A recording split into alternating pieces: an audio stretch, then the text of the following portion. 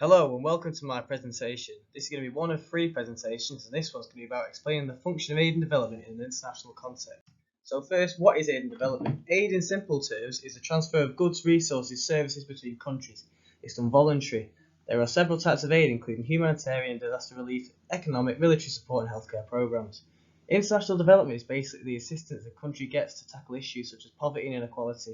It is help given in order to make a particular area more independent and wealthy and improve the lives of the people inhabiting it. So what's the difference between them? Aid is the immediate response to a need. It's there to stop the bleeding. It's a temporary solution and a survival response. Development is a long-range goal.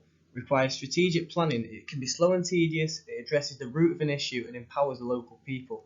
You can remember it by aid is like the bandage on a cut, and development is more like therapy.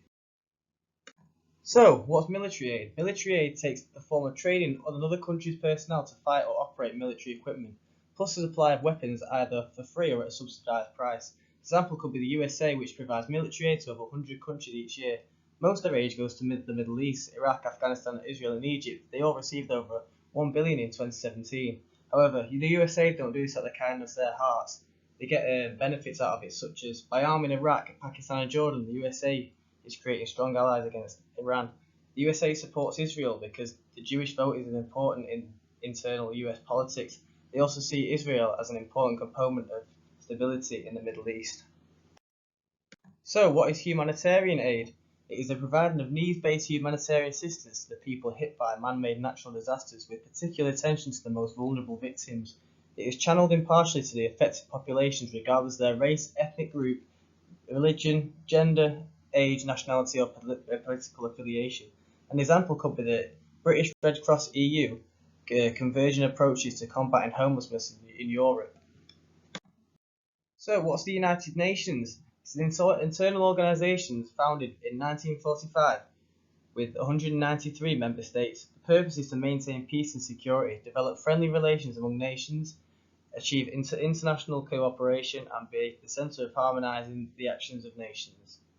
The work, the General Assembly created by the UN Relief and Works Agency for Palestine refugees in the Near East, UNRWA, to provide emergency relief to some 750,000 Palestine refugees who lost their homes and livelihoods as a result of the 1948 Arab-Israeli conflict. Today, 5 million Palestine refugees are eligible for UNRWA services.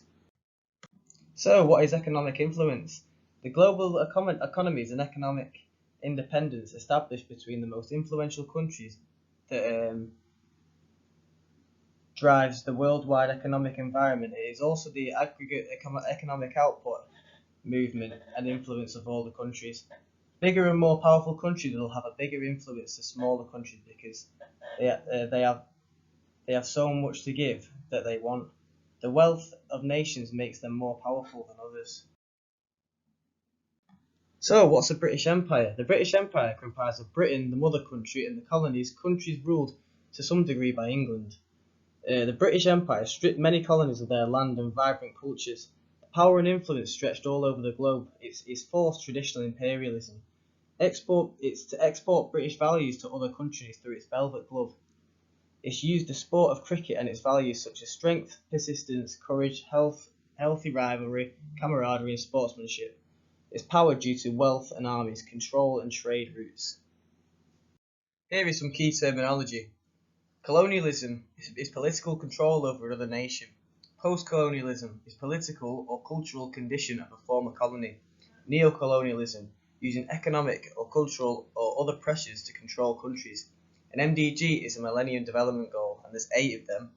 And SDG is a Sustainable Development Goal, and there's 17 of them. Both MDGs and SDGs are made by the United Nations. And finally, imperialism is a policy of extending a country's power through colonization. So, what is the Marshall Plan? It was a US-sponsored program designed to rehabilitate the economies of 17 Western and Southern European countries in order to create stable conditions in which democratic institutions could survive in the aftermath of World War II. It was enacted in 1948 and provided more than $15 billion to help finance rebuilding efforts in the continent. It removed trade barriers between European neighbours as well as faster commerce between the countries in the US. The impact is reports suggest by the time the plan took effect, Western Europe was already well on the road to recovery.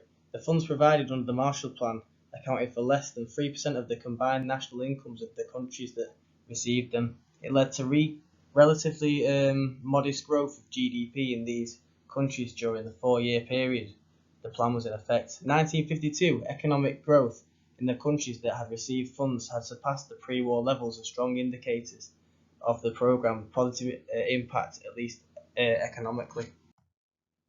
So, the influence of trade, religion and behaviour through language and culture. Religious traditions hold values, beliefs and ideas and continue to make significant contributions to the development of human societies and cultures.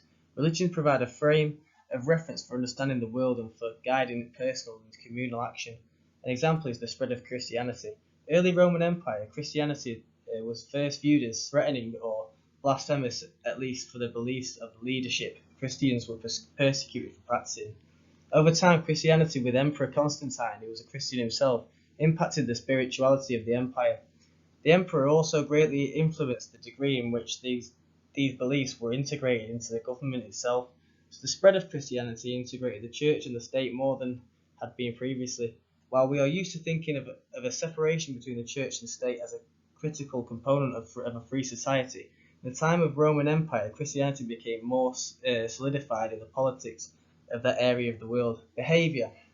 Scientists and linguists have conducted various studies and researches into how language shapes the way people think and behave. Language is a part of culture, and culture has an effect on the way a person thinks, which initiates behaviours. Trade. Cultural factors and common languages are well known determinants of trade. Widespread knowledge of languages is an important determinant for foreign trade, with English playing an especially important role. So what is a GO? A governmental organisation is often a government-appointed group. It can be permanent or semi-permanent organisation. It is funded by the government. A government agency may be created by either a national government or a state government within a federal system.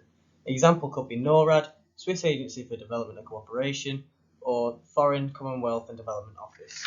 Now, what is an IGO? The term intergovernmental organisation refers to an entity created by a treaty, involving two or more nations to work in good faith on issues of common interest. In the absence of a treaty, an IGO does not exist in a legal sense. For example, the G8 is a group of 8 nations that have annual economic and political summits. IGOs that are formed by treaties are more advantageous than a more grouping of nations because they are subject to international law and have the ability to enter into enforceable agreements among themselves or with states. The examples are the EU, European Union, or the UN, United Nations. What is an NGO? A non-governmental organisation is a non-profit group that functions independently of any government. NGOs, sometimes called civil societies, are organised on community, national and international levels to serve a social or political goal such as humanitarian causes or the environment. Examples could be Oxfam or Save the Children and ActionAid. Here are the MDGs and SDGs. On the left you can see the Millennium Development Goals, there's 8 of them, and on the right you can see the 17 Sustainable Development Goals. I'd just like to briefly introduce the idea of sport for development, which is what I will be talking about in the next presentation. And here are the references I've used in my presentation.